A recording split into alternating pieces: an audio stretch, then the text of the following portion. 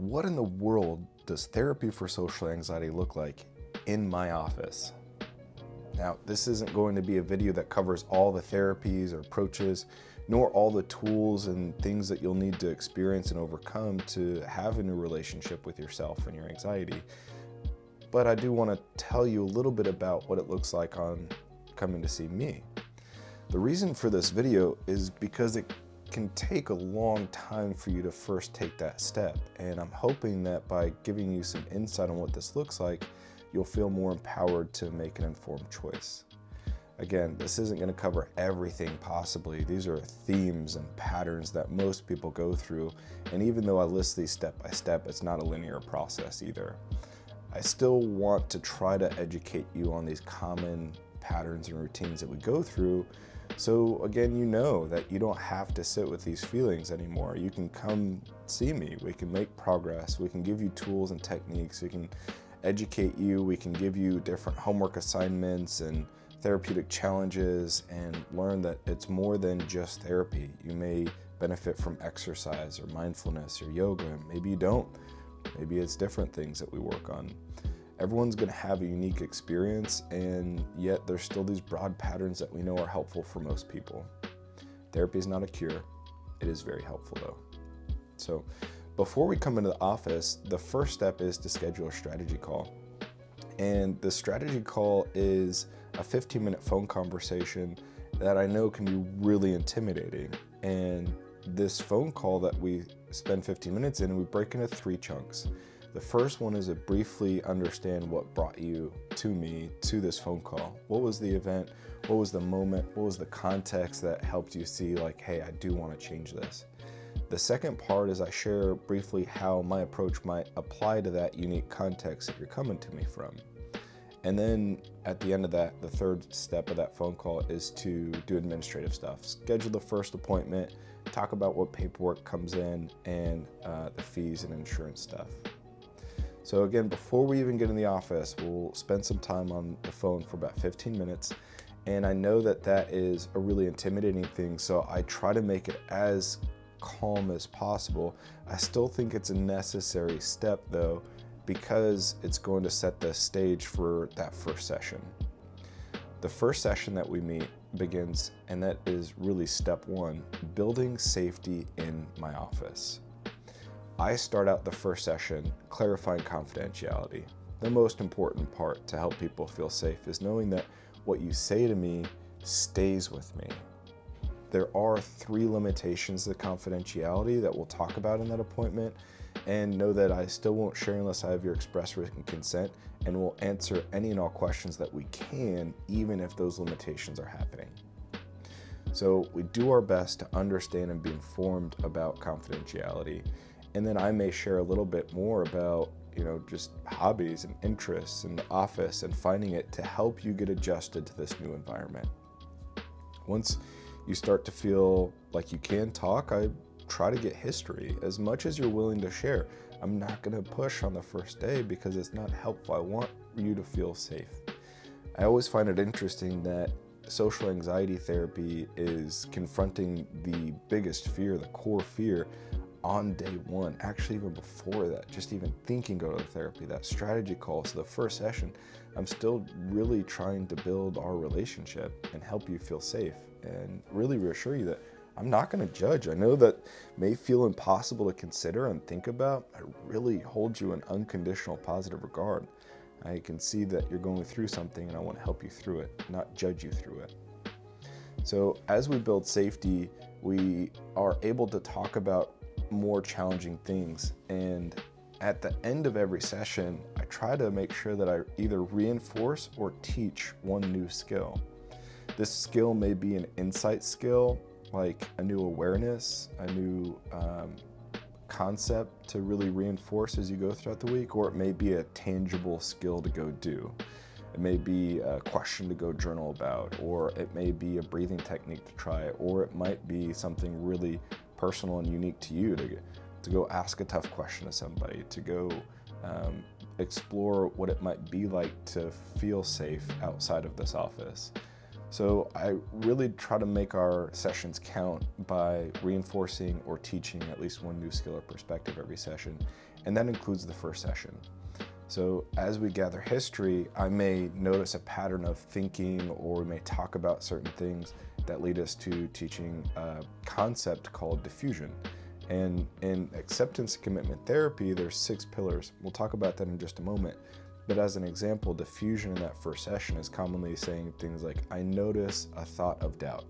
I think this doubt is trying to keep me safe. It's keeping me safe from blank, and I'm safe right now. So you really realize, like, in this moment, this thought isn't serving me. Regardless of whatever that first skill is, we reinforce it and try to build upon it in subsequent sessions. And as you go throughout time, more sessions, more skills, more insights, until you feel ready to move forward. So session 1 and the first step is to build safety. Session 2 is, or step 2 rather, is to notice patterns and educate on acceptance and commitment therapy. So acceptance and commitment therapy is an evidence-based style of therapy that has been shown to be effective for social anxiety for most people. Again, no therapy is 100% foolproof. That's irrational to think and to expect out of a field. We're too nuanced as human beings. But for most people, at least one of these elements is going to be helpful, if not all 6. So the 6 elements are acceptance, committed action, contact with the present moment, diffusion, self as context, and values. And the purpose is to shift from psychological rigidity, everything has to be this way, all or nothing, to psychological flexibility. And that's 3 key points of being open, being centered, and being engaged with our life. And we'll talk about that as time goes on. But as step 2 progresses, we start to notice patterns and themes. Like I said, the fear of negative evaluation is a broad category that have individual themes within there that are unique to your person, to your history. As we notice those, we learn acceptance commitment therapy, we apply skills within each branch, and that's how progress is made on a clinical sense. But that brings us to step 3. Now, step 3 is going to separate from acceptance commitment therapy, although there may be some beneficial elements in there. Step 3 is to process unhelpful shame. Shame is this experience that is unfortunately shaming. So it's challenging for most people to explore this element, and at the same time, another paradox exists that to experience social anxiety is to experience shame. The feelings, the experience is one and the same.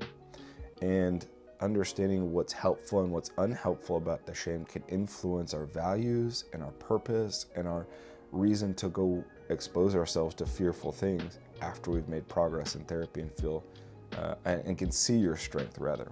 So when I say leave ACT, it's not necessarily that we stop educating or teaching or using those skills, but I focus more on relational psychotherapy or compassion-focused therapy. The term here is eclectic. Again, since there's no one thing that helps all people, we're going to use multiple tools in our toolbox, just like ACT and relational therapy, compassion-focused therapy are going to give you different tools. They're still going to maybe benefit from daily walks or mindfulness or yoga, like I said earlier. These are one tool to help you build a foundation to stand on in life. So as step 3 progresses, we notice patterns of feeling maybe like you don't belong, or you're broken, or something's wrong with you.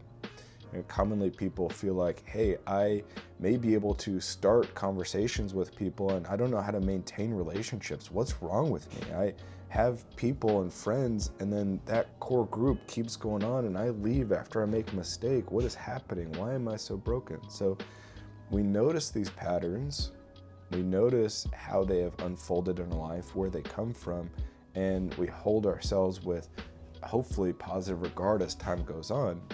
Intent always matters. However, that doesn't deflect or abdicate your responsibility from changing these patterns as time goes on. So unhelpful shame, a skill within there that I commonly teach is from Dr. Karen Horney, who called it the tyranny of shoulds. An easy mnemonic device is should equals shame.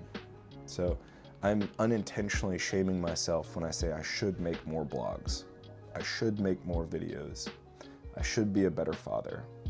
Whatever it may be, that should is shaming. So we look at, again, is it unhelpful or is it helpful? I should be faithful to my wife. That's helpful. That's pro-social shame. I should make more blogs. That's unhelpful. I'm doing the best that I can. I'm structuring my time the best that I can. And that's important to know that intent there, and then to be able to structure our time and learn skills to maximize that impact.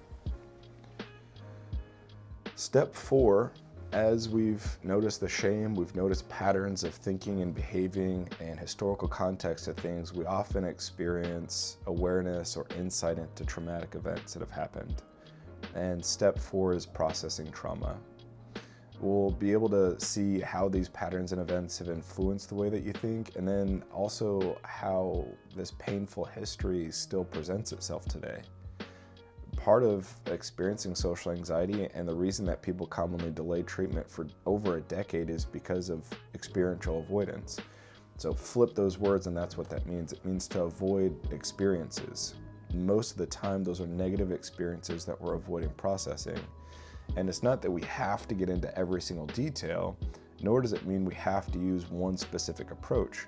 However, there is a very strong pattern of traumatic events, either socially shaming or physical trauma, sexual trauma. There's a lot of traumatic events that precede or happen before social anxiety symptoms present itself.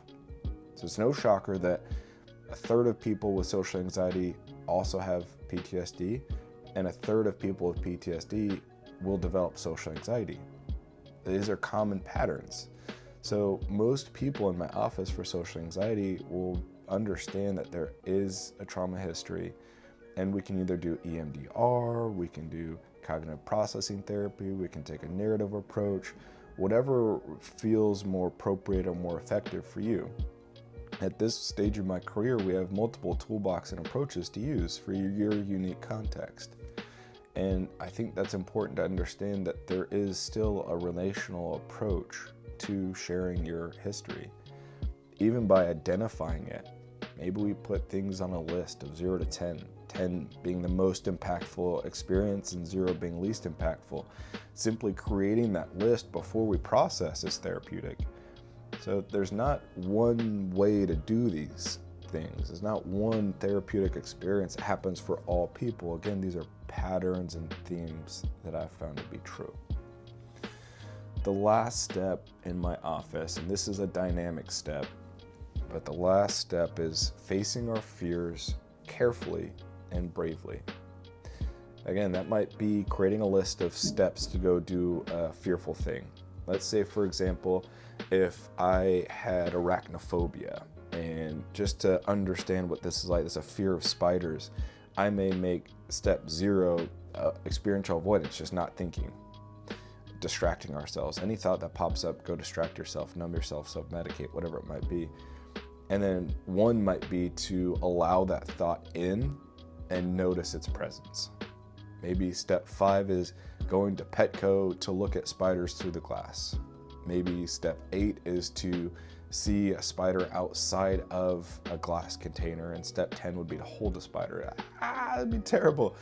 But that's the important part, is to notice that the opposite of self-compassion is social anxiety. And a key component of developing self-compassion is becoming aware of your strengths, which is called self-efficacy or competency, knowing that you can do these fearful things. You can do these hard things. They are scary, they are intimidating, which is why we need to be brave. Brave is simply doing something despite being scared. So, we talk a lot about facing our fears carefully and bravely as we go throughout therapy, and then when we get to this point to where we're going to go do exposure, we look backwards and see all the progress you made, that strategy call that you completed, the first session, the second session, the sharing, the disclosure, the insights that you've had, and build on that to where you can start to see your bravery and your courage. And we try to tease apart unhelpful beliefs too, like For example, if someone says, I lack discipline, discipline is an experience, not a personality trait. Defining discipline and intentional effort helps us see that you can be disciplined. So then it comes back to focus. And so we talk about these concepts as you go out and are brave and try to do things. So for example, it might be, if you're scared of driving, it might be to go sit in your car. It might be, then another step would be to turn the car on and adjust the mirrors and back out of the driveway and pull back in and park again. To go around the block, we take careful, deliberate, intentionally effortful steps on overcoming our fears. And you're supported at every step of the way. You don't have to do these things. At this point, we'll understand have to is a pressure statement. I want to, I'm willing to. And that's also connected to committed action and values and being engaged in life. So you see that comes full circle. So again, these are just patterns that I notice in my office. This isn't a predefined step-by-step process because everyone's got a unique history. Everyone has a unique categorization of fears, unique elements of fears. It's impossible for me to say, here's what you will experience at step 1, 2, 3, 4. I do hope that today you understand some of these common steps: building safety, noticing patterns, teaching ACT, processing shame, processing trauma, and in becoming engaged in your life. If you need help for social anxiety and you don't live in Texas, feel free to still call me. We can still talk on the phone and I can help you understand what to look for in a therapist, how to contact them, and what questions to ask as well. I do want to reinforce that you can do this. This is possible. Therapy may not be helpful for everyone. We don't know until we try. Not every therapist is equal either. Try multiple and keep being tenacious. This is one tool in your toolbox. This is not a cure. This is very helpful for most people though. I hope this helps, and when in doubt, begin counseling today. Take care.